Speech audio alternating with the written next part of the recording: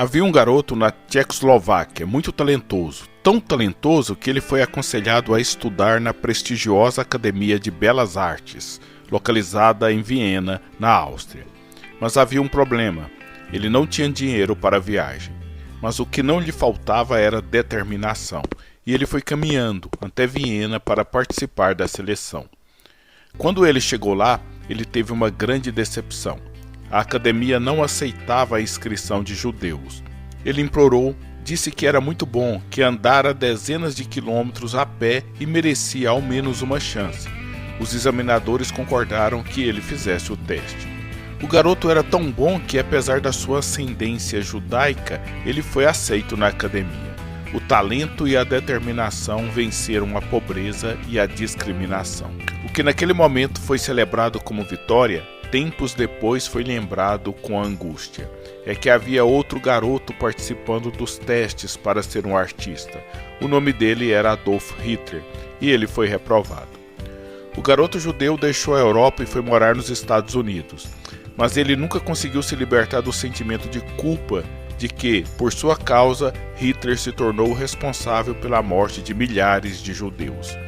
Essa intrigante história está no livro A Bailarina de Auschwitz, de Edith Eva Eger, uma sobrevivente do campo de concentração.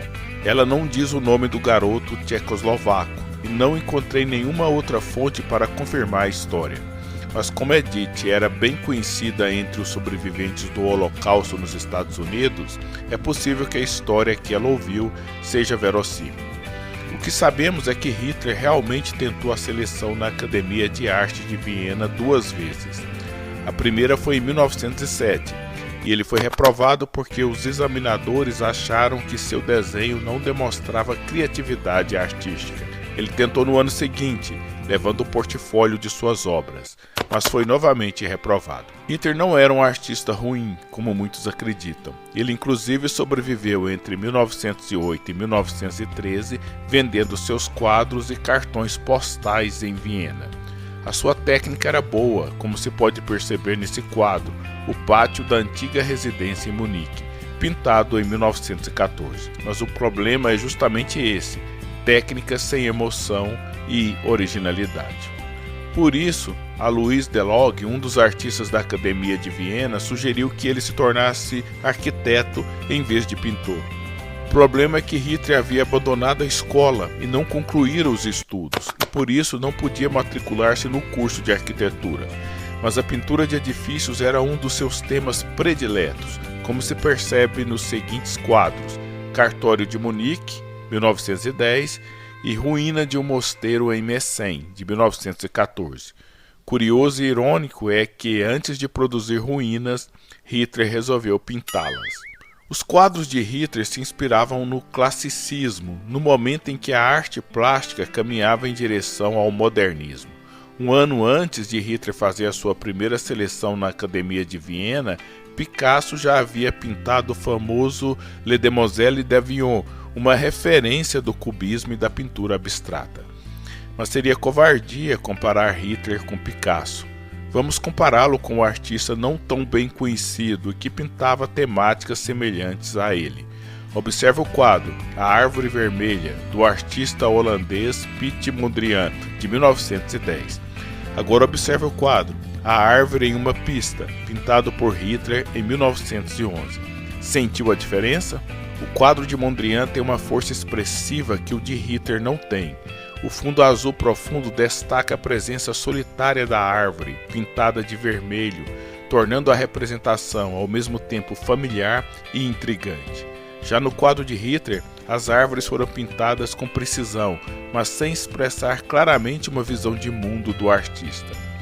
É por isso que o escritor norte-americano John Gunter disse as seguintes palavras sobre os quadros de Hitler: eles são prosaicos, totalmente desprovidos de ritmo, cor, sentimento ou imaginação espiritual. São esboços doloridos de um arquiteto e desenho preciso, nada mais. Então, o garoto judeu tchecoslovaco pode ficar com a consciência tranquila. Não foi ele que impediu Hitler de tornar-se um artista. O próprio Hitler não iria encontrar muito espaço no século XX, pois sua arte estava na contramão das tendências que marcaram o mundo contemporâneo. Inclusive, quando ele se tornou poderoso chanceler na Alemanha, ele estimulou uma campanha contra a arte modernista, chamada por ele de arte degenerada. Mas o artista judeu pensava que se Hitler fosse admitido na Academia de Viena, sua vida seguiria outro rumo e o Holocausto talvez não tivesse existido. Será que não? Essa é uma das mais complexas questões em teoria da história, e podemos dividir a posição dos teóricos em dois campos. Há os que acreditam que os indivíduos determinam os eventos históricos, como é o caso da teoria da liberdade humana dos historicistas, a teoria do herói da história de Hegel e a teoria do líder carismático de Weber.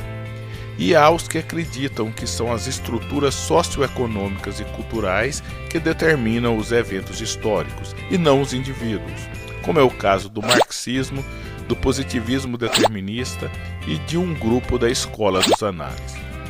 Para o primeiro grupo de teóricos, a pessoa Hitler seria determinante para explicar o nazismo alemão. Já para o segundo grupo de teóricos, o nazismo seria explicado mais pela economia e pelos conflitos sociais vigentes entre as duas guerras mundiais. Mas na prática, essa divisão não é rígida. Mesmo os estruturalistas reconhecem que alguns indivíduos deixam suas marcas nos eventos históricos, e os defensores da liberdade humana reconhecem que os indivíduos são limitados por forças estruturais. Então, se Hitler tivesse sido aprovado na Academia de Viena e se tornasse um artista ou um professor universitário, mesmo assim, é provável que houvesse existido um regime político na Alemanha parecido com o nazismo. Mas é provável que, se esse regime não fosse amparado numa figura carismática do calibre de Hitler, ele não tivesse a força para provocar uma nova guerra mundial, e nesse caso, o Holocausto talvez nem tivesse existido. Um exemplo bem claro sobre o papel dos indivíduos da história foi a morte do presidente norte-americano Franklin Roosevelt, em 12 de abril de 1945. Meses depois, o presidente Harry Truman autorizou o lançamento das 2 bombas atômicas sobre o Japão. O que tudo indica é que, se Roosevelt tivesse vivo, ele não lançaria as bombas. Nesse caso, o indivíduo fez uma enorme diferença nesse evento histórico. Seja como for, o artista judeu não deve se martirizar. O genocida foi o outro, e não ele. Quando Robert Oppenheimer, o físico que dirigiu o projeto Manhattan, disse a Truman: "Eu tenho sangue nas mãos", o presidente teria respondido algo do tipo: "Deixa de besteira, rapaz, fui eu quem dei a ordem". Talvez essa seja a mesma resposta que Hitler daria ao garoto judeu. E aí, gostou do vídeo? Se quiser expressar essa satisfação em palavras, deixe um comentário. Se buscar comodidade, aperte apenas o símbolo. Olá, se você gosta desse tipo de vídeo, você é uma pessoa diferenciada e inteligente. Então, venha fazer parte do clube, inscreva-se no canal. Eu sou o professor Eliezer e agradeço pela atenção.